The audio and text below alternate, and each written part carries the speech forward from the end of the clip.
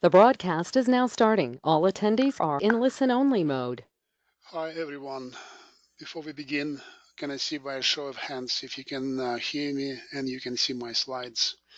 Just click on that hand icon. Thank you, Jamil. Looks like we're good. There was a question from Haki Sharifi as to what is the access code. There is no landline. So just use your computer built-in audio. So that's the only way, unfortunately. Okay, so let's get started. Looks like we are all to go. On behalf of Web-Edge Solutions, I would like to welcome you to our today's webinar, Cloud Risks and Security. My name is Mikhail. I will be your presenter for this webinar. The webinar will last for about 45 minutes or so. Depending on the questions, my name is Mikhail. I am Director of Curriculum Architecture at Web-Edge Solutions. It's a company providing a broad spectrum of regular customized training classes in programming, system administration, architecture to our clients for over 15 years. So the way I would like to have this webinar structured, I would like to see your questions. So please use the questions pane. Put your questions in there and I will see what I can do. Don't use the chat window. If it's available to you, I will keep my eye only on the questions pane. So that's it about the logistics, pretty straightforward. So let's get started. So we're going to talk about a number of things. Definitely the topic in itself is vast, as huge as the cloud itself, but we will try to kind of isolate certain areas where we can probably provide some insights, to discuss certain aspects, tools available to you, and you can always drill down when you feel like it. So we will talk about access control, application security, all those topics that are very dear and near to system administrators, to designers, architects. The cloud in itself as a platform is no different from what you would find in your on-premise situations. Pretty much the same network access control.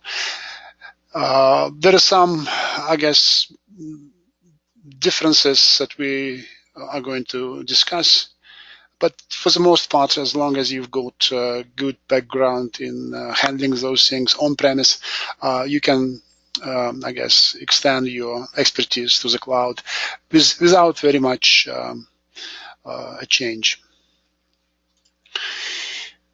So cloud security domains. So all those things that we are going to discuss fall under those domains, again, listed on this list.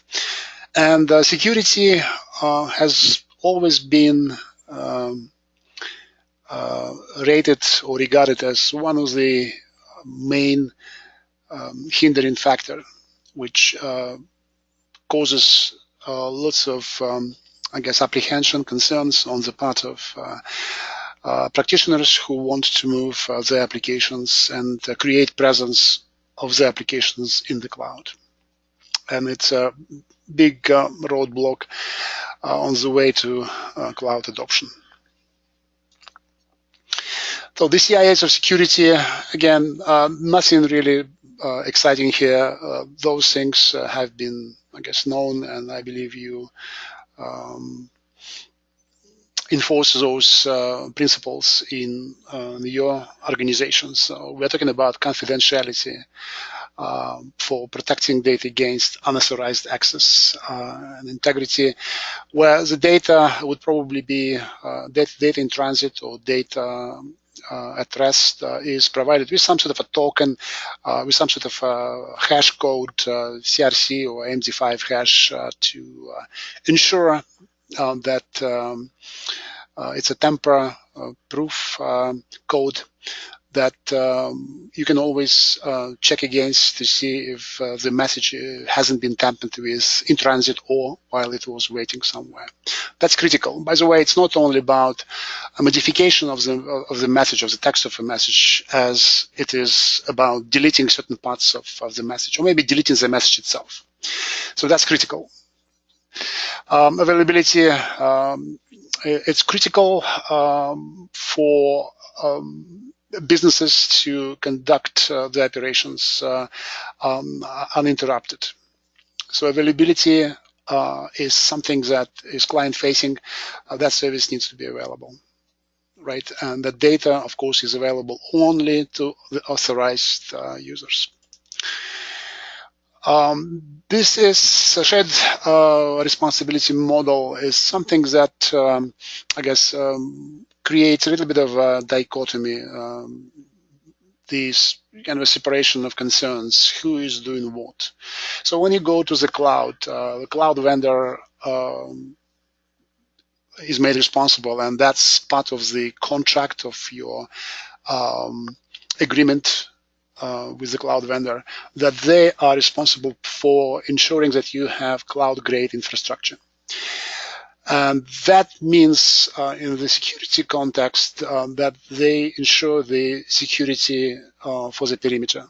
So they provide the infrastructure that prevent things like distributed denial of service, attacks, intrusion, and a number of good things, like they would block some port scanning and some other operations which might be regarded as malicious intents to compromise your security. So cloud vendor is really behind you. And this is one of the factors that really is appealing to system security people in the organization and architects. And generally, it gives you a peace of mind that at least that frontiers that are outer border is properly secured and protected. But it shouldn't kind of diminish your role as well, because everything else which is behind that kind of a frontier is your responsibility. Security of your accounts, networks, virtual clouds that you are building behind the perimeter, and security of your applications. At this point in time, this is business as usual. You will be, I guess, exercising all those, I guess, practices that you've been familiar with and been doing in your organization. So we're talking about security for access control, user roles, application passwords, the recycling of the passwords, the I guess length and complexity of passwords, instance patching. So you will have instances that would need to be regularly updated with the security patches, maybe some performance fixes, and what's not. And also network configuration. If you're dealing with IaaS, infrastructure as a service platforms, then network is your responsibility as well. You need to do that kind of partitioning so that you can support layered or tiered deployment of your applications. So there is some virtual firewall rules that you can establish. We are going to touch on this topic lightly in subsequent slides. Okay, so you've got that shared responsibility model. Certain things are definitely taken care of by the cloud vendor with whom you sign up. And you as a cloud client is responsible for the rest. One of the good wins that you can get right away, right off the bat, and that's I kind of want to highlight here on this slide, that you are invited to avail yourself of the so-called cloud managed services. Managed means that the cloud as a vendor, they have services that they provide the essential services for. So they make it available to you as a client, but in fact, it's the application or service that is hosted by them, handled by them. And those services have those quality of service such as scalability, HA, high availability, robustness, and security as well. And by the way, the usage is submitted in the cloud. It's done for the billing purposes. So it can also give you a very good visibility into how your cloud presence uses the cloud resources.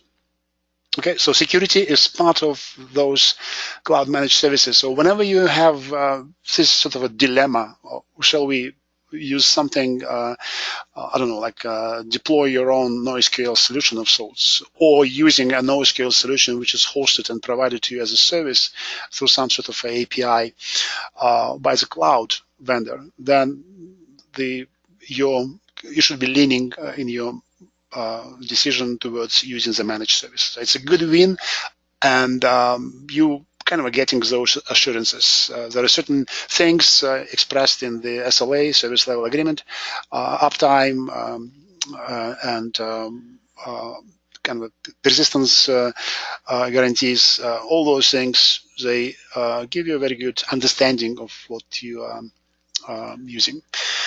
Certifications, I guess, it probably stands to reason that the cloud vendor, when they start kind of offering their business, they should go through a rigorous process of getting those certifications. So they work with agencies which are responsible for assigning or issuing those certifications. And there are a number of those. Maybe not all of those would be of interest to you, but if you are in a business, online business, definitely the PCI standards compliance is very important. If you're dealing with maybe health problem domain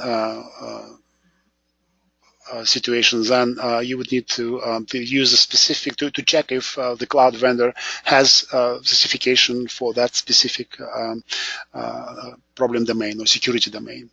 And what's interesting here, it would be a very good idea approach to align your own security controls and your practices, your policies towards those internationally recognized certifications. So in terms of grading security and seeing what should be provided as that added value, you can borrow from those recognized security certifications. So the process for managing security risks is pretty straightforward. You definitely need, I guess, apply the same governance rules, apply the same policies in the realm of security, operational safety, which you currently do in your organization. So you should start with probably with identifying the levels, like categories of security access, whether information is regarded as for public use, unclassified, or is it classified? What would be the difference between confidential, restricted, and what's not? And you need to establish security profiles. Usually, when you, as a sysadmin, you already know what is involved. You need to create groups and make users part of those groups. And groups would have certain security attributes such as write-read permissions, what objects, kind of data, and any other artifacts that group has access to.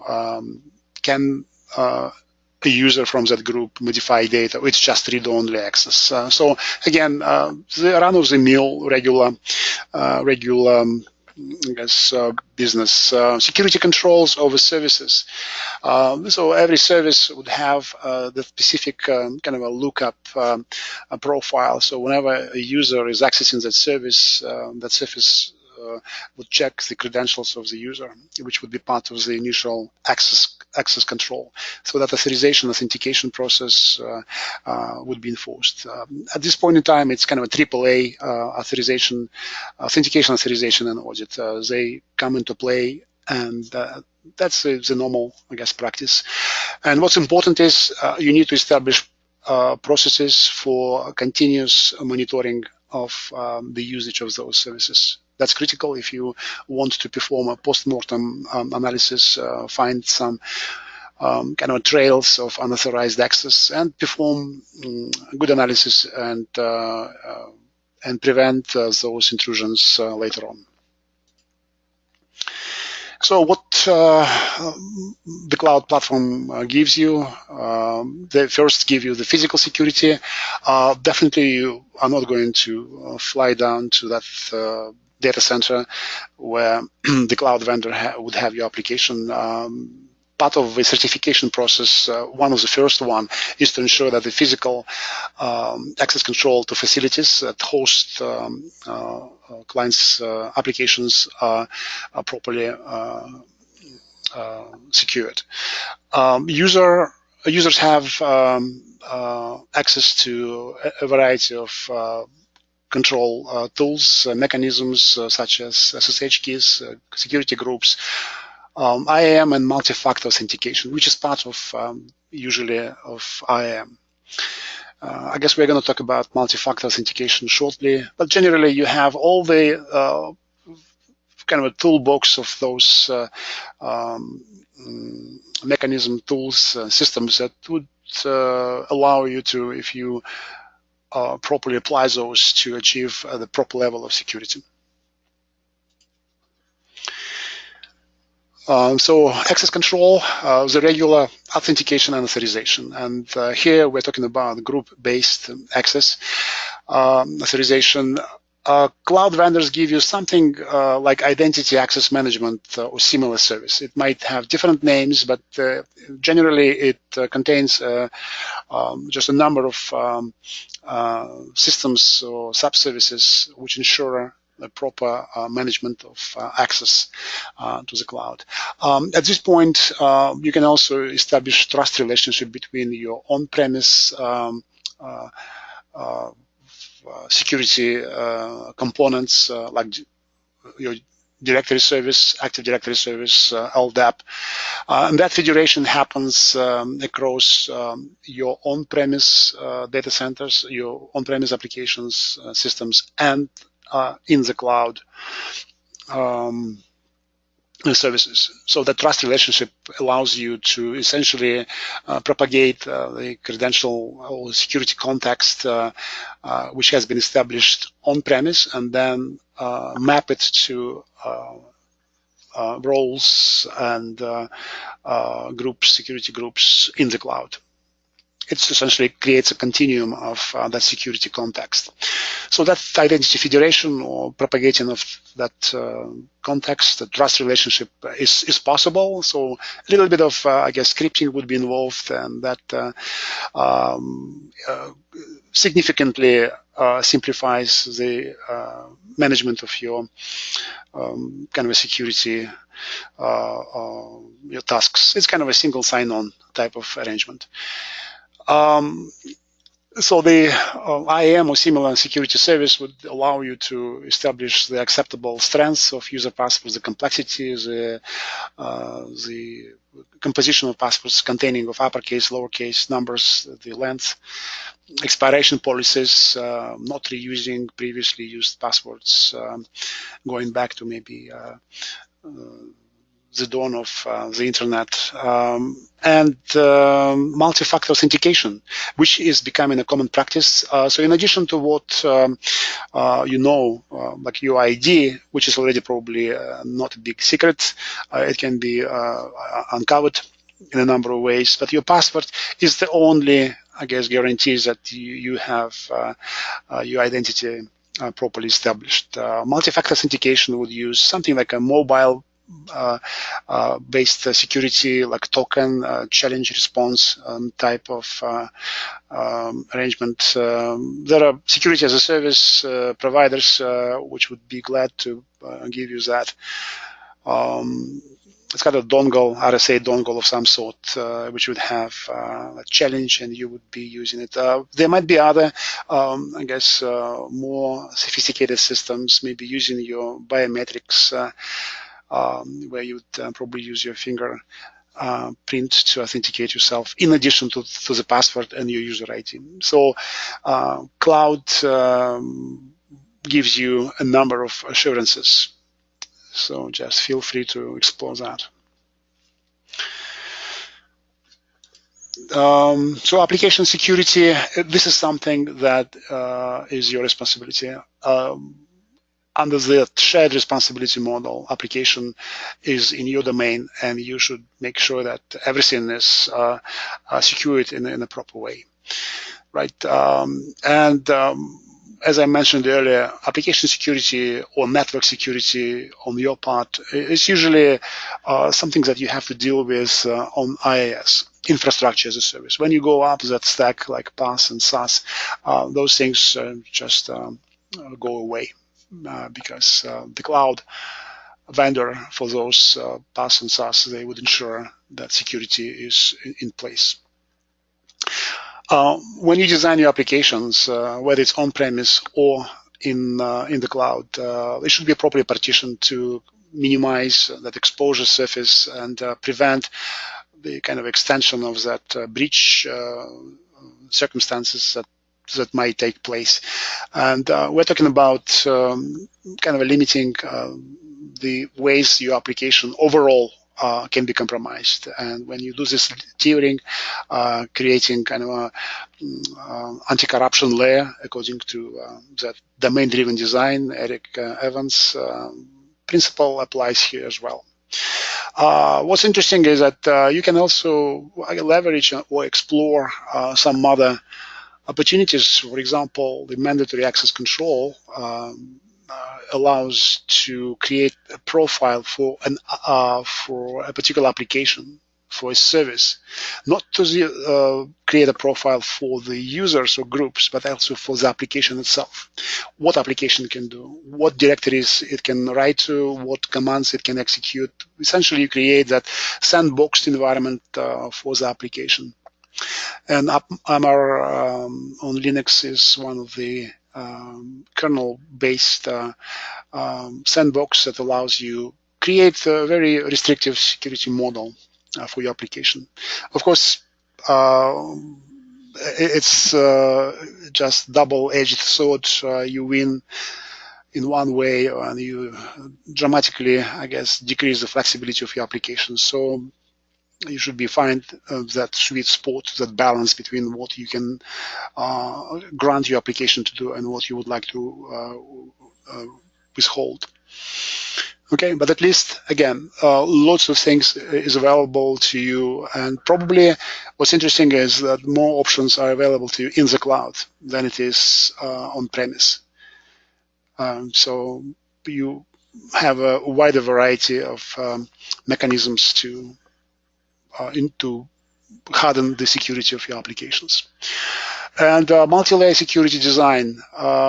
In addition to, I guess, better design overall, creating kind of the web application business tier and persistence tier, and kind of helping your development teams, helping promote better design for your applications. It also helps with security, because it creates partitions which help contain any breaches that might happen, and prevent maybe propagation of that kind of footprint of that area of the compromised area of your application. So in addition to that cloud vendor perimeter protection, you need to ensure your application perimeter protection. And at this point in time, intrusion detection should be ensured. So you need to have that auditing trail enabled so that you can analyze, and it should be real time. It shouldn't be like an afterthought. So by the end of the day or by the end of the week, you perform some sort of analysis. There should be some sort of a heuristics that you can build in your application, into your log files, tracing any kind of very suspicious activities, like getting elevated access, doing SU type of commands where the user shouldn't be doing this, or maybe trying to access systems that that particular user in that role is not supposed to. Right, and it can be as sophisticated as you want, but it should be practical, right? And some of the feasible things that you can do right away is like grouping by users, groups by geography, maybe type of business. So sales and marketing people probably would like to have access to certain things, maybe upload certain documents into a particular directory, but nothing more, right? So even developer shouldn't be doing this, meaning that developer probably would have kind of a root access to applications, but the same developer shouldn't have access to maybe S3 storage to upload files there, because the least required privileges principle should be applied here as well. Data loss, leakage might happen in a number of ways, and you should be aware of this upfront. So if you don't have proper AAA controls, then anything might happen, right? You can properly, I guess, tighten up controls in this area. Inconsistent use of encryption, software keys, maybe some lapses, maybe just, I don't know, you decided to go unauthenticated in certain cases. Probably it was a backdoor and you decided nobody would know about this particular URL that you use as a backdoor to maybe check on some housekeeping tasks. But before you know, it would be exploited. So it should be consistent, and you should allow for operational failures. We're all humans and we make mistakes. We sometimes have bad days and our judgment might be clouded by maybe the loss of our favorite team yesterday, and things just probably happen, like bad hair day.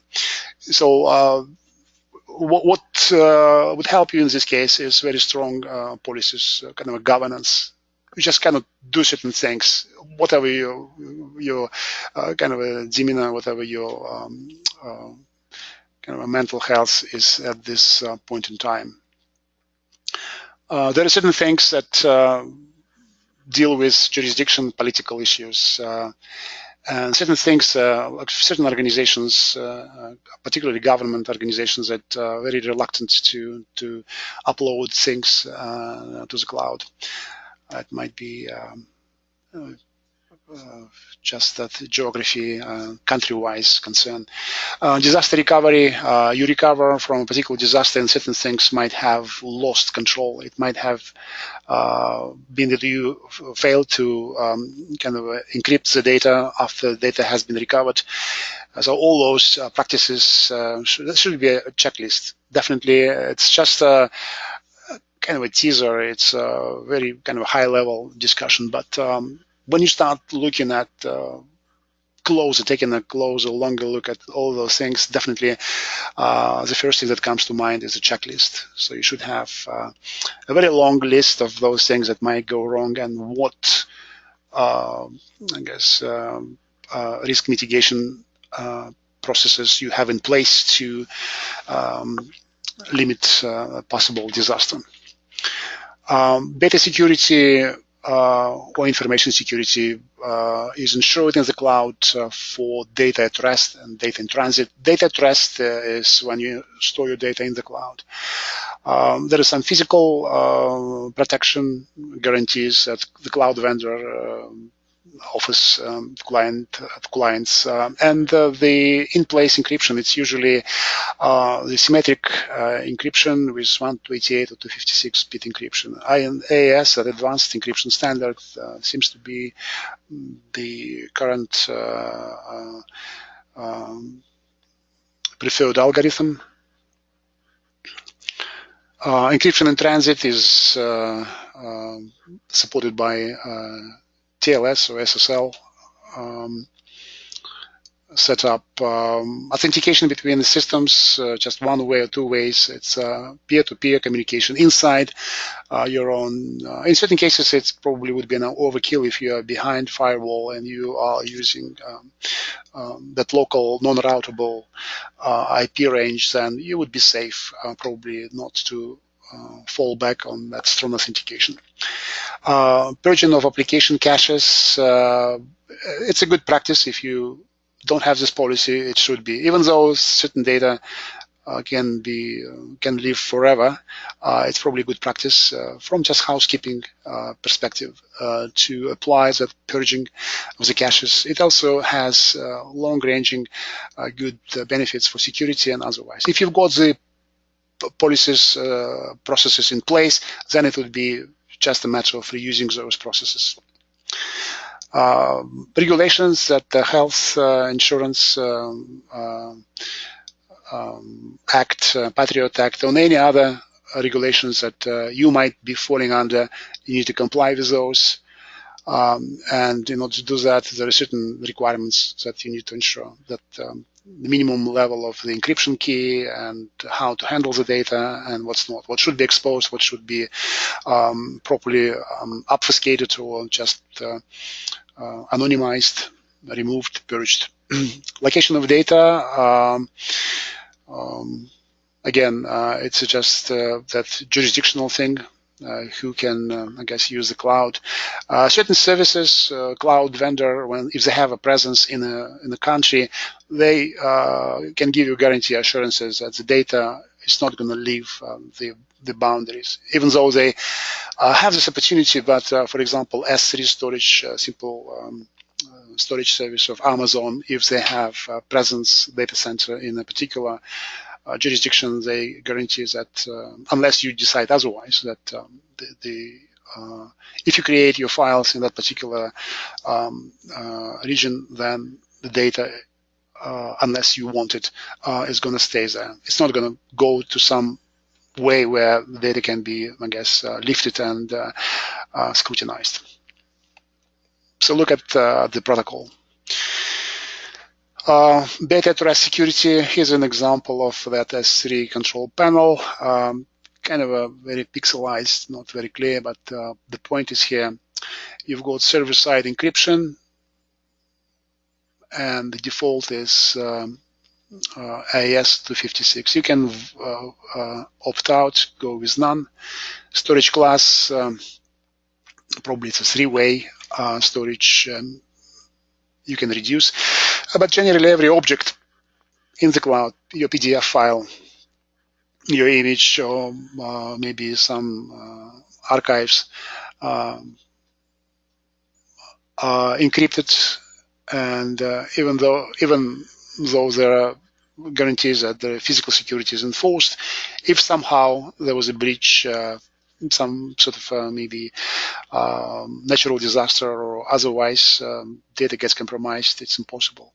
By the way, keys in this case handled by the service provider, Amazon in this case. You don't even know those keys. Everything is done transparently. In terms of not object storage, but block storage, like those virtual hard drives attached, you've got options depending on the cloud vendor. For example, GC gives you that AES 128 block encryption algorithm. AWS doesn't offer you encryption for their hard drives, those virtual EBS volumes, elastic block storage. But you can mount encrypted file system on top of EBS volumes. So you see, depending on which cloud you have decided to go with, you've got those options for you. Okay, security of networks, that perimeter security that is part of the shared responsibility contract gives you assurances on a number of fronts. So you have protection against the DDoS attacks, and usually they apply a number of techniques like suppressing scene cookies, scene flooding. They set up a cookie, so they'll operate at a very low level, right? They can do connection throttling, so a number of things that would help your application to stay. So it happens before you receive those packets, meaning that they apply that sort of initial filtering of that bad IP packets. requests. Man in the middle, SSL, IP spoofing, which is kind of a good thing. The practice is that application deployed in the cloud won't be able to spoof, kind of masquerade the IP address. All right, so it would be the IP address by which you can be traced and punished. Usually the punishment is kind of twofold. First, you get kind of some sort of a nice reminder that according to the contract, you're not supposed to do those things. Just please cease and desist those activities as soon as possible. If you continue to do that, they're just going to shut you down. You are a client we're talking about the clients who are not observing the contractual obligations, and they're just using the cloud to stage certain kind of harmful attacks against other clients. Port scanning, same story. It's blocked the moment you start kind of doing the port mapping. Those protocols would be immediately identified and blocked. Okay. So on your side, as part of that shared responsibility model, you would be responsible for a number of things, and you've got a number of options for you. So you can create the virtual private clouds, kind of a virtual LANs. You need to ensure that you've got detection for intrusions in place so that you can prevent those, identify and prevent. One of the practices that many people use is grouping virtual machines by domain, the layer. So you create those like EC2 instances or other virtual machines that you want to spin up. And those kind of also deployed in different domains so that you can have you can essentially shut down all the services by just issuing a specific sysadmin command, and all those containers would be shut down and decommissioned. So you essentially create a way, and then you can, I guess, perform some post-mortem analysis. You can clone the hard drive, virtual hard drives, and apply certain kind of diagnostics, uncovering any traces that might be left, and see what happened. IS give you virtual firewalls. They are named as security groups, or like similar names, and essentially it's just a bunch of rules that are grouped together, and those rules specify which port you can open, and whether it's incoming or inbound or outbound traffic, what kind of a service, any services behind those ports would be essentially available or not available, right? Like, for example, Windows RDP protocol, if you manage Windows instances in the cloud. And you can establish those rules, firewall rules, between subnets of your virtual private network. And at this point in time, you really tighten up security very much. And as a kind of a quick, very efficient way is just to close the port. And if you have suspicions that there was an intrusion and you cannot really identify and verify it, you just shut down that firewall and start kind of inspecting your log files for the presence of any evidence. Okay, so that's available to you as well. Operational security. Operations are pretty busy with IIS, I would say. So they need to not only perform creating of those instances that you would like to deploy applications on, like managing patches, starting, stopping instances, provisioning resources, and what's not. As you go up, like PaaS or SaaS, you kind of leave operations out of kind of that busy cycle. Essentially, operations would be dealing with code uploading and system monitoring, just checking some of the dashboards for the rate of consumption, utilization, how much data you have transferred or saved. It's important, but not as, I guess, diverse and kind of a bigger scope operations when you are on IaaS. Because in case of PaaS, everything is being taken care of by the cloud vendor.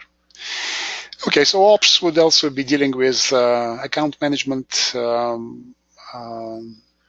The recommendation is to use SSH, and by the way, currently there would be no other way for you to enter. So security is there. What's interesting is that cloud vendors give you something that you cannot find in your traditional data centers deployments. Things like embedded authentication keys in virtual machine images, meaning that even if you somehow got that escalated root access and you would like to shut down or suspend or start an instance, you wouldn't be able to do it because your credentials, whatever have been generated by the system, do not match the profile expected by the virtual machine monitor.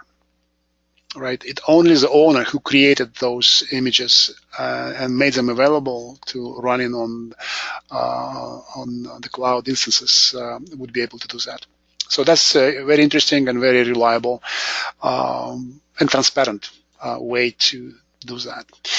And by the way, there is one thing that you should be, I guess, concerned with is that currently there is a blurred line between the scope of responsibilities of development groups and operational groups. So there is a new trend to combine those and have DevOps groups with merged responsibilities.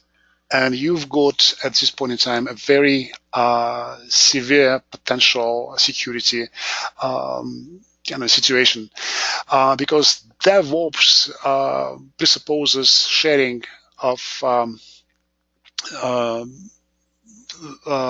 certain artifacts. It might be password, security keys, and what's not. And if you don't have a very well established and enforced boundaries, rules governing the scope of what development do and what operations do, you might have kind of a big mess.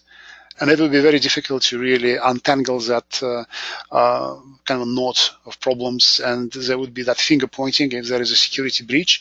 And all of a sudden, the whole kind of hell breaks loose. It would be very difficult to find who is responsible. And it wouldn't be very fair to find kind of a scapegoat and punish that poor soul and potentially firing the guy.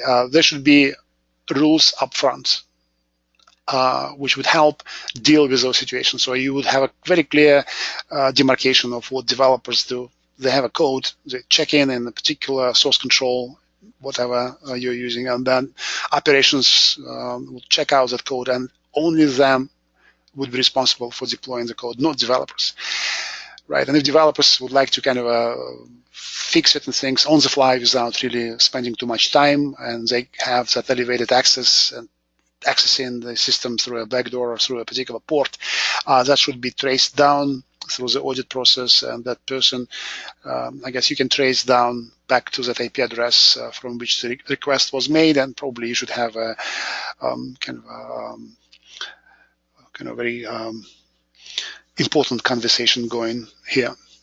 Okay, so that's it for my presentation. I don't see any questions coming in. Our offerings, WebEdge currently offers two classes. One is Introduction to Cloud Computing, one-day class, gives you a very big kind of overview. Part of the material which I'm using here in this presentation is borrowed from this class. It gives you a very good perspective if you're new to this field and you would like to get kind of a broad idea as to where to start, how to go about it, how to adopt the cloud, what I can get. And very technical 23921 code for the class, which gives you a 3-day very high-octane training it's not only for solution architects. It's good for, I guess, developers as well, and technical managers, those people who would like to, I guess, get a better perspective. But this is specializing. This class specializes on Amazon services. Okay, so I open this session for questions.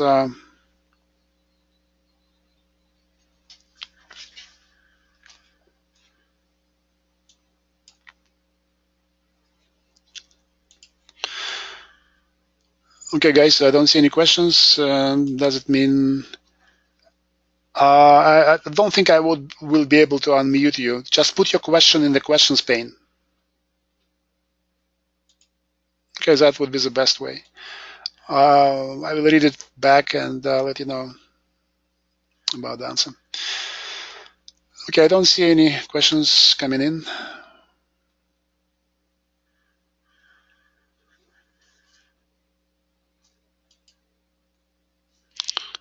Hopefully, I was able to answer all your questions up front in this presentation. So that's my thought process.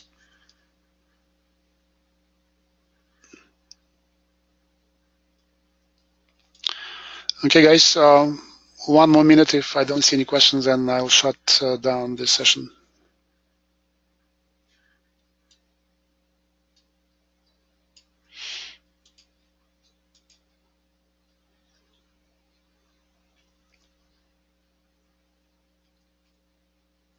Okay, guys, thank you very much for attending this webinar. I hope that you found something interesting for you. So good luck in all your future endeavors, and see you next time.